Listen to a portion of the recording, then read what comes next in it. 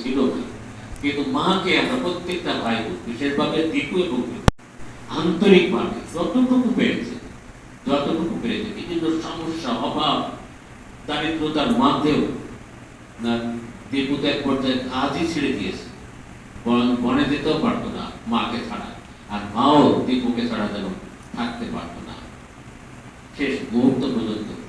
না মাকে সে দেখতে পেরেছে, এবং মা আমাদের পরে অনেক খুশি